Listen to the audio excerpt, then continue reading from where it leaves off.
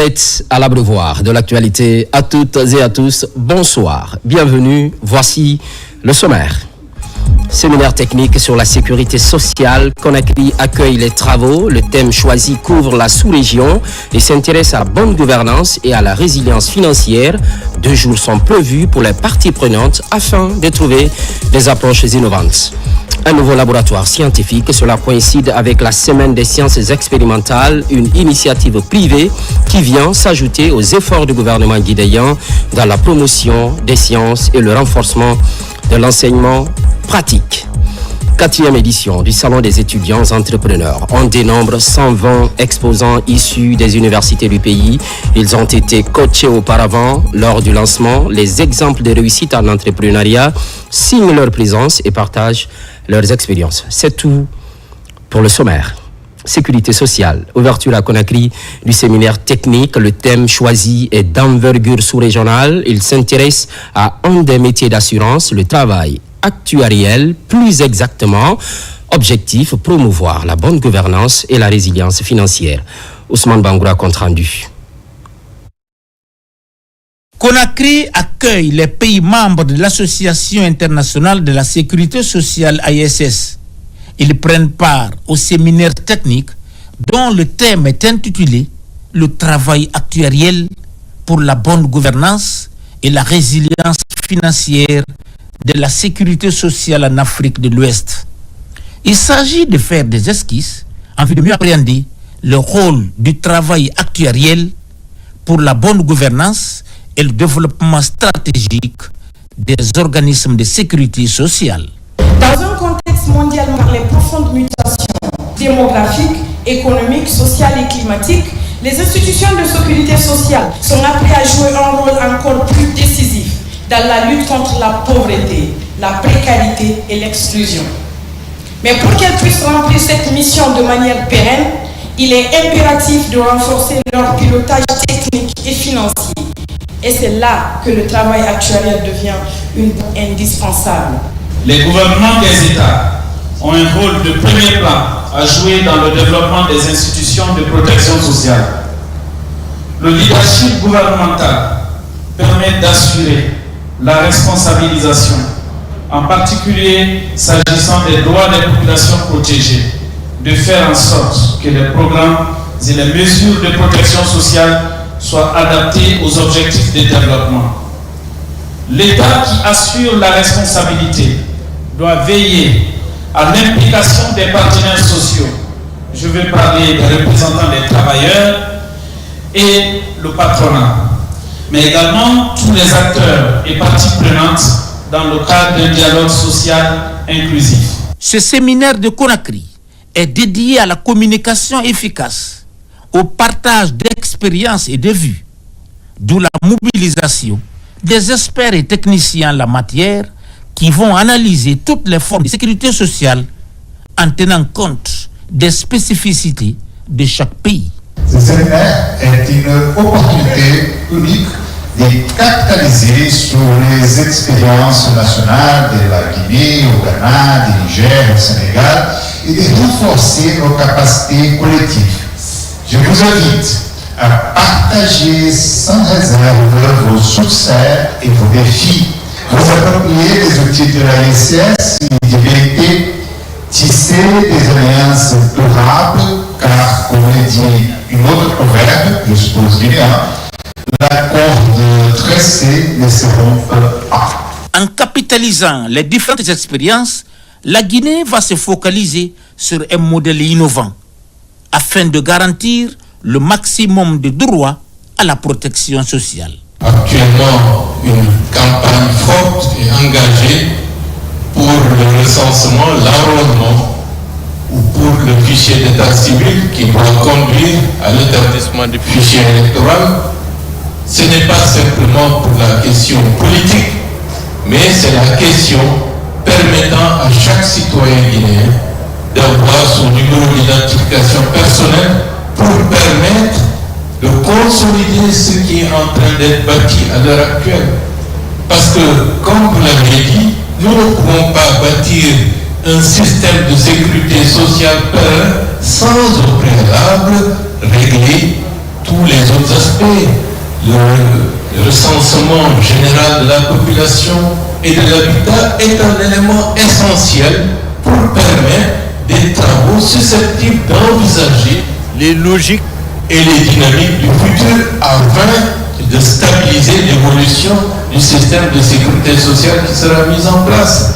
L'Association internationale de la sécurité sociale est fondée pour promouvoir la sécurité sociale dynamique en tant que dimension sociale dans le contexte de la mondialisation en favorisant l'excellence dans la gestion des questions sociales.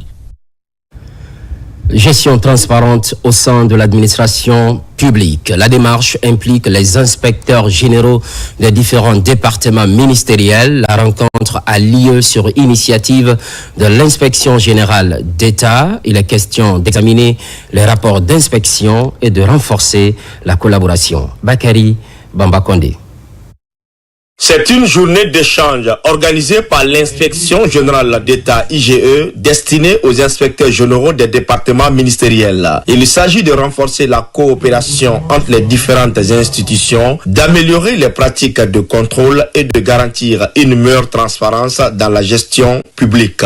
C'est une rencontre de concertation pour plancher sur leur programme de vérification, histoire d'harmoniser ces programmes et d'arriver à programmer des missions conjointes que l'IGE peut exécuter avec ses inspections sectorielles. Au long de cette journée, des points tels que l'analyse des programmes de vérification des rapports des différentes inspections, les missions conjointes, les perspectives ainsi que les défis liés à la profession ont été abordés afin de coordonner ensemble les efforts pour garantir une inspection efficace de l'administration. C'est une aubaine pour nous de participer à cette journée. D'abord, pour apprendre. 2, pour essayer de côtoyer les anciens qui y sont et voir un peu la procédure, les manières légales, comment faire les choses. Un lieu du donner et du recevoir. Parce que parmi nous ici, il y en a qui sont nouveaux. Ils ne savent pas comment est-ce que les inspections fonctionnent.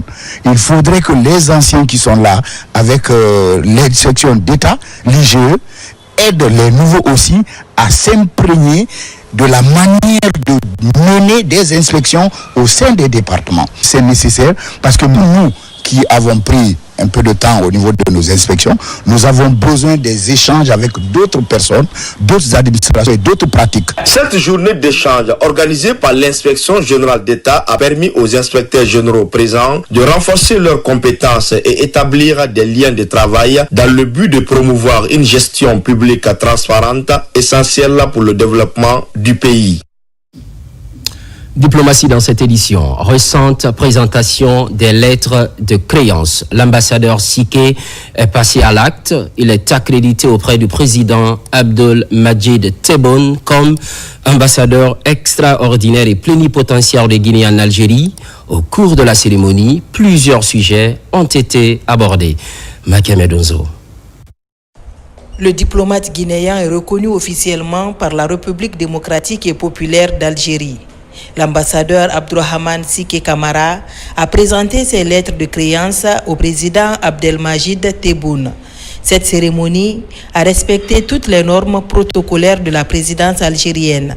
L'ambassadeur Siké transmet le message du président général Mamadi Doumbouya à son homologue d'Algérie, qui d'ailleurs à son tour sollicite une visite de travail auprès du président Doumbouya. Le président de la République de Guinée, le général Mamadi Doumbouya, m'a chargé de lui manifester sa ferme volonté de revaloriser, redynamiser les relations de coopération avec votre beau pays. Coopération axée sur l'aspect à la fois économique, culturel, technique et scientifique. Aussi, le président de la République, il invite le président de la République de Guinée pour une visite officielle en Algérie.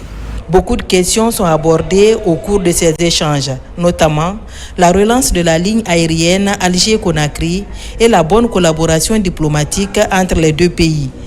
Nous avons ensemble sollicité la relance de la commission mixte de coopération dont la dernière session s'était tenue à Alger en décembre 2017 pour que l'application des dispositions contenues dans le mémorandum final soit d'une applicabilité effective. La consolidation du pont diplomatique entre la République de Guinée et la République démocratique et populaire d'Algérie est le souhait exprimé par les deux présidents.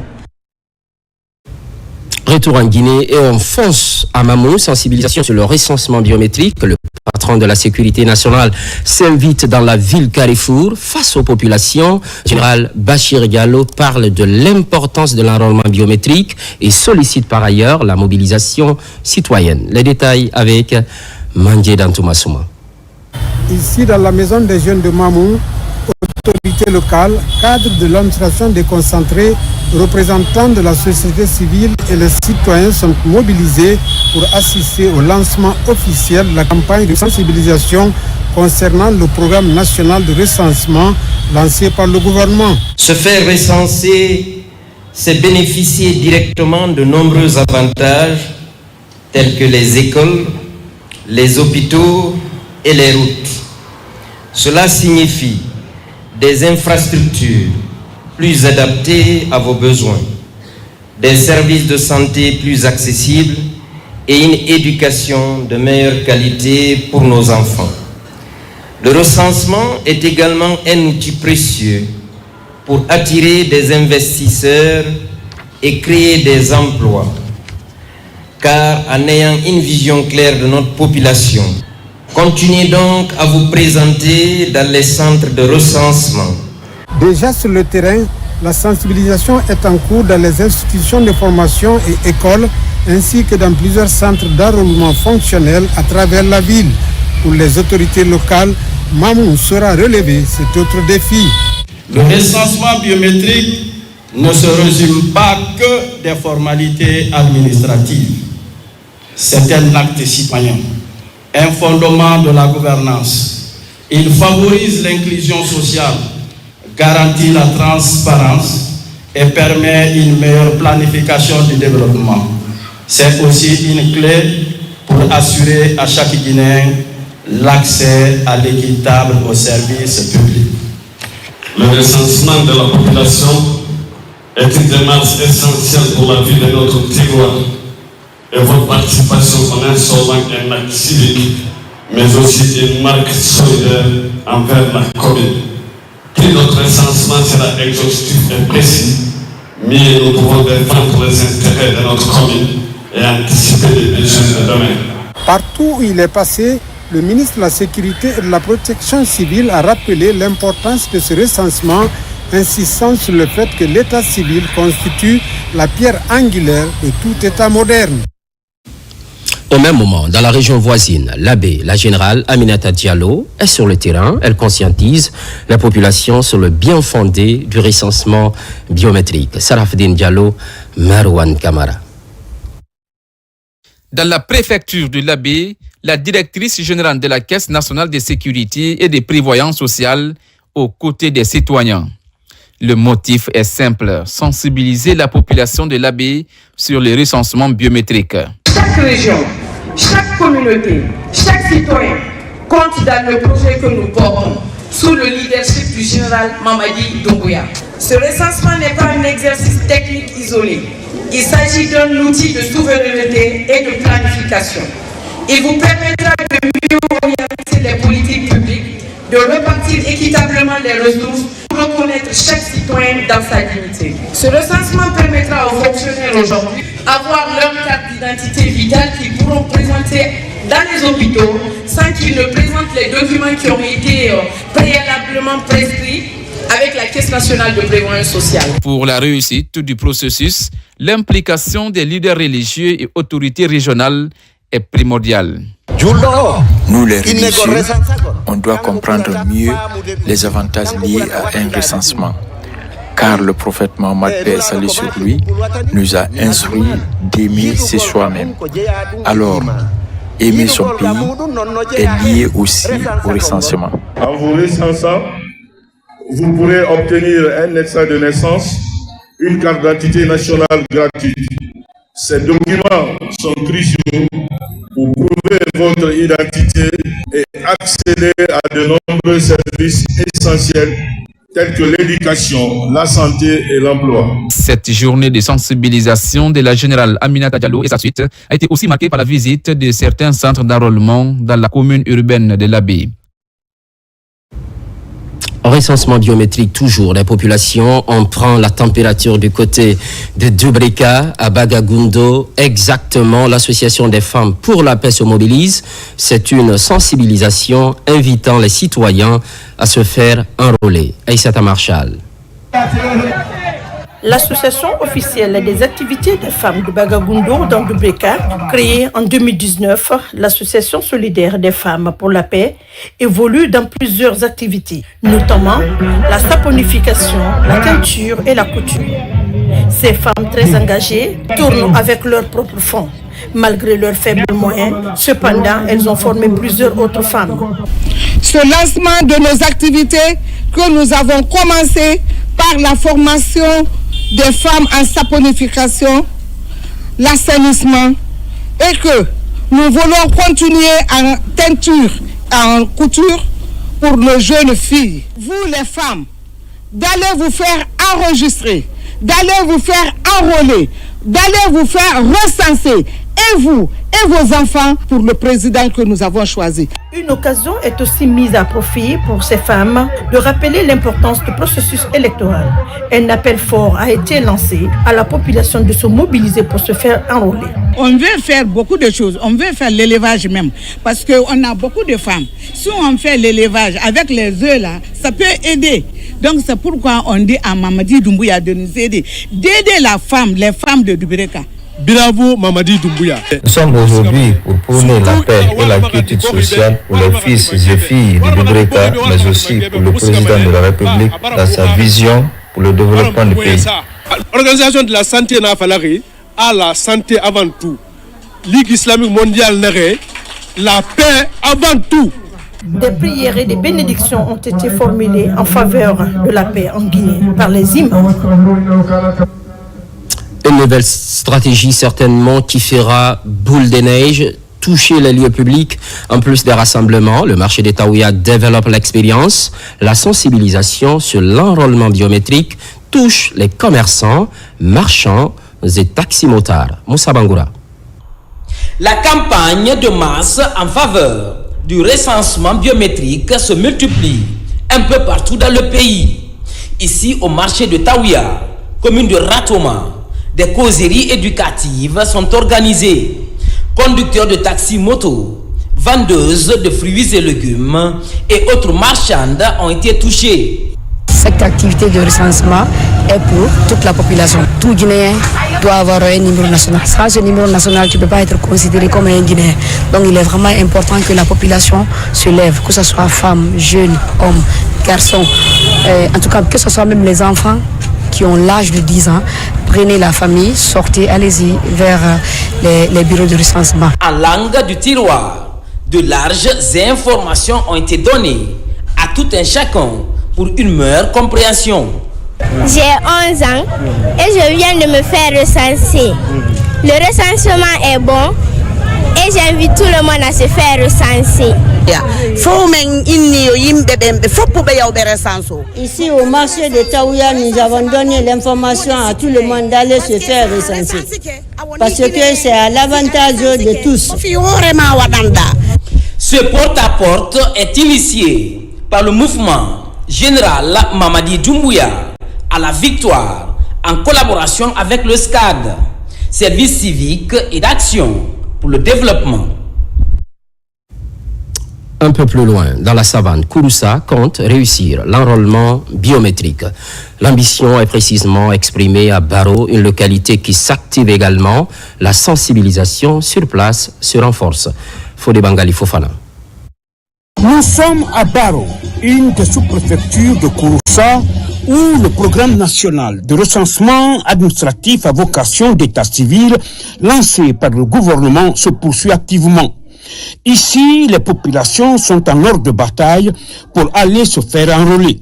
Le recensement qui est aujourd'hui entamé dans tout le pays et qui doit être un succès, c'est ce qui nous motive aujourd'hui à être auprès de nos parents, de nos frères, de nos sœurs, de nos sages, de nos mamans à Baro, pour les encourager, les sensibiliser à ce que chacun aille devant la machine se faire enrôler. Ce programme national de recensement administratif à vocation d'état civil vise à doter chaque Guinéen d'une identité juridique, affirment les spécialistes. Une initiative saluée et hautement appréciée par les parents et autorités locales. Je sais maintenant, au moment que je dois me recenser, je sais ce que je dois faire et qu'est-ce que les documents que je dois chercher.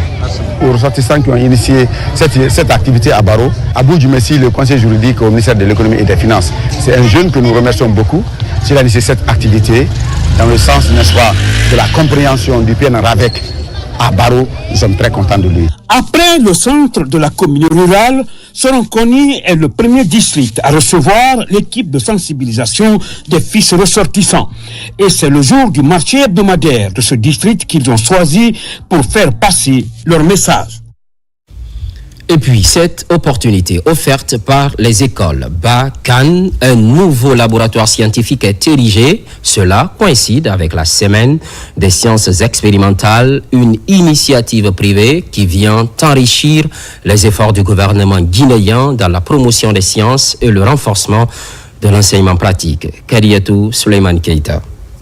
Ce double événement a réuni élèves, enseignants, autorités éducatives et partenaires techniques venus saluer une initiative qui renforce les capacités pratiques des apprenants dans les disciplines scientifiques. Ça va beaucoup changer la compréhension, la curiosité des élèves. Comme vous le savez, les élèves ont tendance à fuir les sciences expérimentales, les sciences exactes. Et aujourd'hui, il est important de pousser les élèves à la curiosité. Ensuite, nous avons la semaine scientifique qui va être animée par des éminents professeurs, des Guinéens qui ont vécu à l'extérieur, qui sont revenus ici, qui sont porteurs de ce projet. Donc, ils vont travailler toute la semaine avec les élèves, avec les enseignants et ils vont faire un transfert du savoir. Ce laboratoire représente surtout un engagement collectif envers la jeunesse, la connaissance et l'excellence éducative. Ce projet symbolise une volonté claire, renforcer l'apprentissage des sciences à travers la pratique et l'expérimentation. Il faut savoir aujourd'hui que le XXIe siècle est un siècle des sciences dynamiques. Il ne suffit pas d'apprendre aujourd'hui, mais il faut expérimenter. Il faut innover, donc les laboratoires de ce genre, les laboratoires scientifiques sont venus vraiment à point nommé. En associant infrastructures modernes et engagement pédagogique, les écoles Bakan affirment leur ambition de faire des sciences un levier d'avenir pour la jeunesse guinéenne. C'est l'un des titres de cette édition. Salon des étudiants entrepreneurs à Conakry. C'est la 4e édition cette année. L'événement totalise 120 exposants issus des universités du pays. Bien avant le lancement du salon, ces étudiants entrepreneurs ont été encadrés et accompagnés. Karim Kamara. Ces derniers temps, les jeunes pousses de toutes les universités guinéennes ont prouvé qu'ils ont des idées pour entreprendre. De ce constat est née l'idée d'un salon des étudiants entrepreneurs. Ici, à l'université Case Academy de Ratoma, la 4e édition de l'événement ouvre ses portes. Les exposants viennent des 4 coins de la Guinée, parmi eux 6 étudiants de Case Academy de Montpellier, en France. Ces jeunes ont de la force, ils méritent beaucoup de soutien. Donc le salon des étudiants entrepreneurs a pour mission de les accompagner pour être vraiment de grands entrepreneurs plus tard. Au-delà de ça, nous voulons vraiment travailler sur une grande maison qu'on va nommer la maison de l'étudiant entrepreneur, qui sera vraiment un hub où tous les étudiants entrepreneurs pourront venir apprendre, s'informer, réseauter, obtenir des financements et beaucoup de choses. En tout, cette 4e édition du Salon des étudiants entrepreneurs compte 120 stands. Au mois de janvier 2025, Case Academy a fait le tour de la Guinée pour rencontrer les exposants, les coacher et les accompagner. J'ai décidé de participer à cette édition pour faire connaître ma boutique. Déjà que nous existons en ligne, là, on donne l'opportunité aux gens de savoir, ouais, Fatme existe réellement. Parce que les gens, ils se disent, ah, les boutiques en ligne, c'est de l'arnaque. Donc, ils n'ont pas assez confiance. Là, tout le monde vient, il nous voit, il dit, ouais, Fatme existe bel et bien. Pour l'occasion, les initiateurs ont également sollicité l'expertise de quelques grands noms de l'entrepreneuriat guinéen pour un partage d'expérience avec ces jeunes étudiants entrepreneurs. En tant qu'étudiant, on ne s'attend pas qu'il y ait des gros investissements, mais l'idée déjà, elle est là, la motivation est là, la détermination est là, l'envie de réussir et d'impacter aussi est là, ce qui est important et c'est des idées que j'aime et que j'aime accompagner aussi. J'ai beaucoup apprécié la diversité de l'ensemble des stands et l'organisation méticuleuse pour que de la première année de 30 exposants, on passe à la 4e année à 120 exposants. Pendant 3 jours, des jeux concours ont permis aux visiteurs de gagner des bons d'achat à consommer sur le salon. Un marathon pitch dont les lauréats ont remporté 10 millions de francs guinéens a été organisé, sans oublier l'obtention de bourses pour pouvoir étudier au sein de Case Academy. Pendant ce temps, des manuels scolaires pour les élèves des lycées et collèges de l'île de Kassa, c'est le geste d'un mouvement de la place, une manière d'accompagner les différents candidats dans les préparatifs des examens nationaux. Falilou Diallo. Des cahiers pour les élèves et lycées de Kassa, c'est un appui du mouvement Un pour tous, une manière pour cette entité d'accompagner les différentes politiques mises en place pour améliorer l'enseignement-apprentissage dans cette localité insulaire.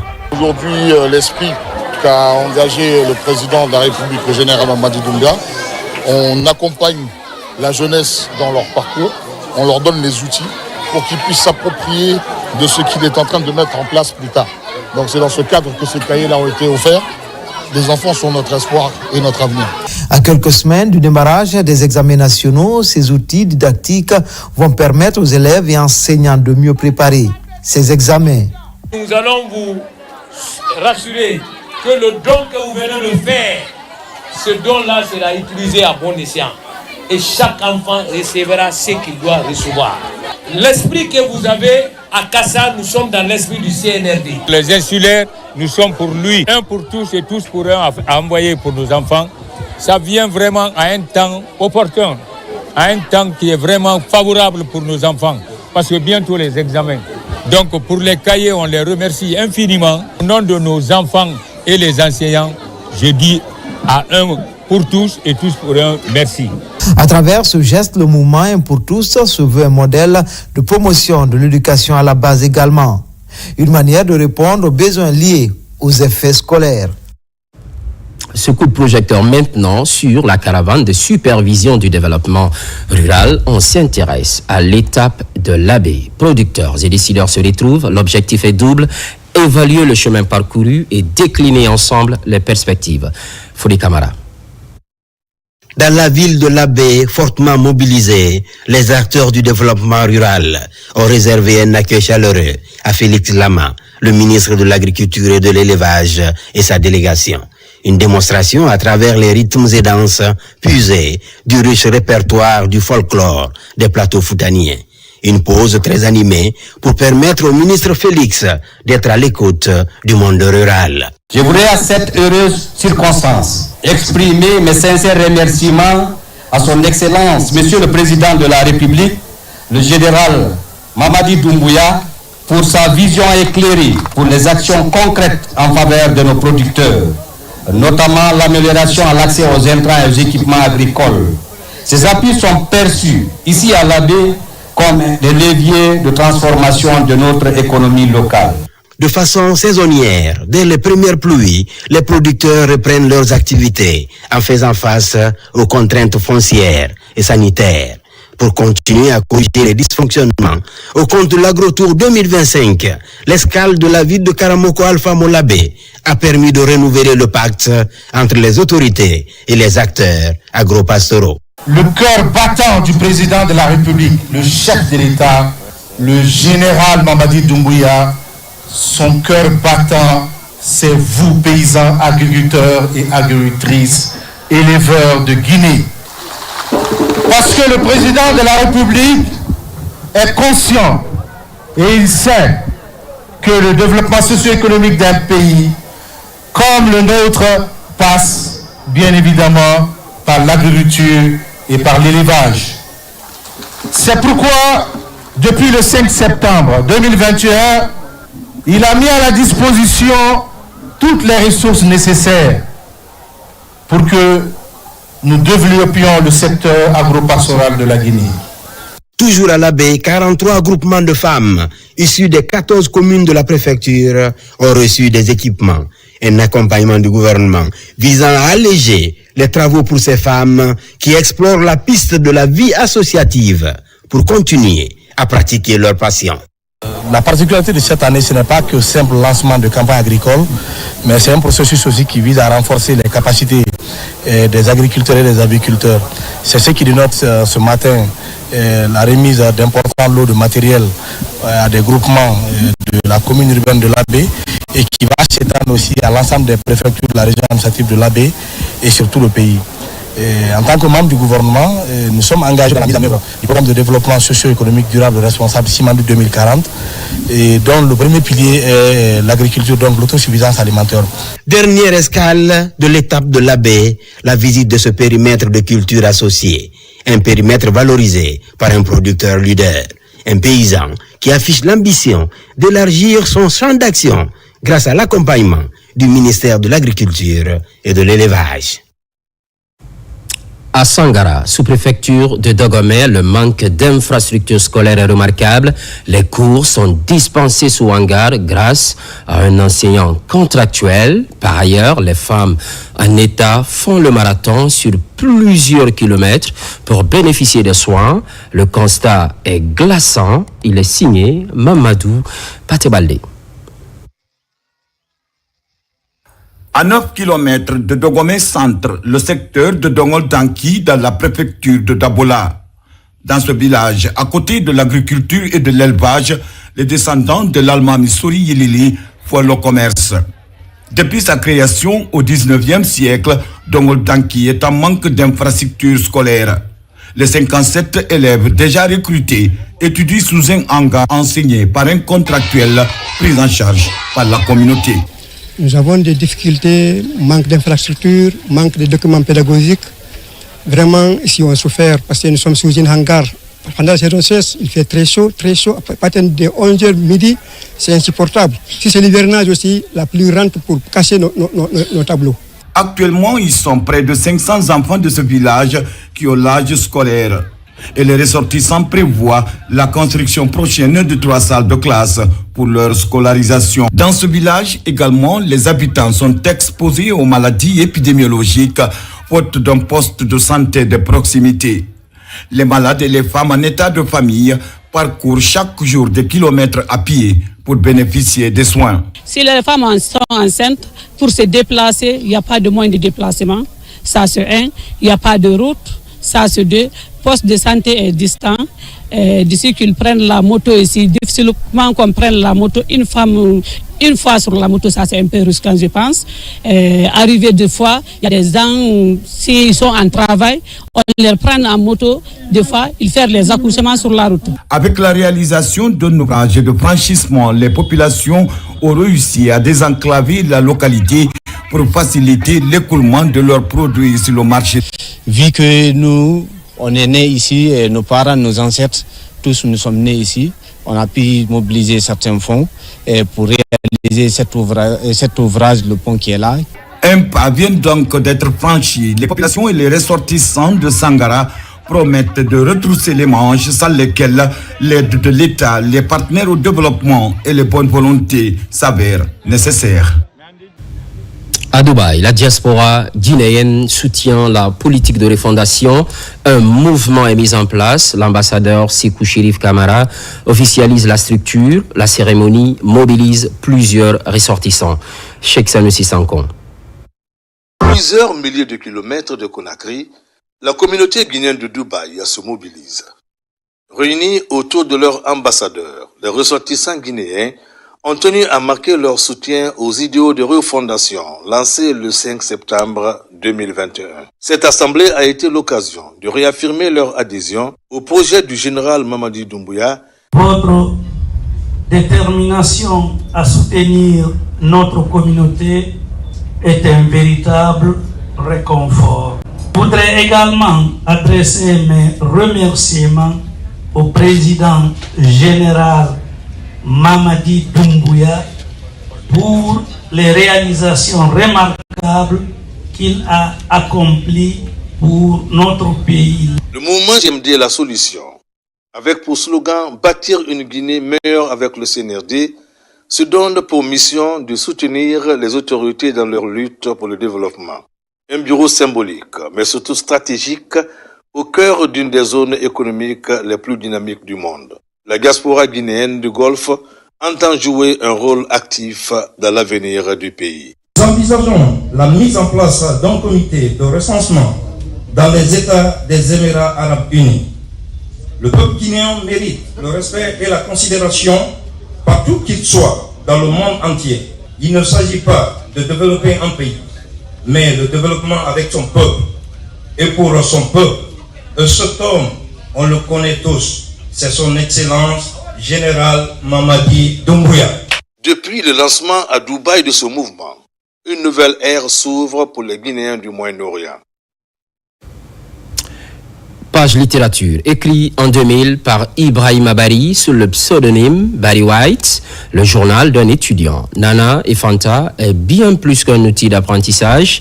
Cet ouvrage, né dans les couloirs de l'université, parle à la fois tradition et modernité. La dédicace vient de se tenir à Conakry. Maïmouna Bella Diallo. Journal d'un étudiant, Nana et Fanta, écrit par Barry White, de son vrai nom Ibrahima Bari, est un roman rédigé en 2000 alors que l'auteur était encore étudiant. Composé de 100 pages réparties en 7 chapitres, cet ouvrage s'inscrit dans le genre du roman d'apprentissage avec une forte dimension culturelle. C'est un fils d'une autre région qui a magnifié la personne malinké, qui a magnifié la culture malinké. Donc je me dis que ce premier chapitre, il pèse tout son poids dans l'échiquier national de ce pays aujourd'hui. Pour ce qui est de Fanta et de Nana, c'est vrai, l'inspiration est venue de ces deux personnages. Parce qu'il y a une tragédie qui entoure leur histoire. Le premier chapitre, c'est Kankan Bekanyama. Le deuxième chapitre, c'est le campus et le diable. Le troisième chapitre, c'est la classe et la sociologie. Le quatrième chapitre, c'est Nana et Fanta. À travers ce livre, des valeurs telles que la solidarité, la cohésion sociale et l'amour du prochain se révèlent dans les relations quotidiennes entre les personnages. Considérer l'autre, aider l'autre, effacer tout ce qui est négatif en lui et valoriser ce qui est bon en lui. Il va vous aimer parce que c'est ce qui nous permet aujourd'hui de nous fédérer et de nous développer. Nana et Fanta, c'est une histoire qui symbolise la vie que nous avons menée au niveau de Kankan pendant les 5 années. Les familles de Kankan nous ont tout donné, il l'a dit ici et nous l'avons repris. Nous sommes allés, nous n'avions ni père ni mère au niveau de Kankan, mais nous avons eu des papas, nous avons eu des mamans. C'est pourquoi nous, étudiants de Kankan, il n'y a pas le mot racisme dans notre langage. Le roman met en scène une jeunesse guinéenne partagée entre tradition et modernité, tout en valorisant la culture mandingue, la solidarité et les liens humains. Il transmet un message d'espoir et de confiance en l'avenir. Les programmes se poursuivent. L'actualité évolue en Guinée, notre paradis, terre de richesse et d'innovation. Constante fidélité à toutes et à tous. À très vite.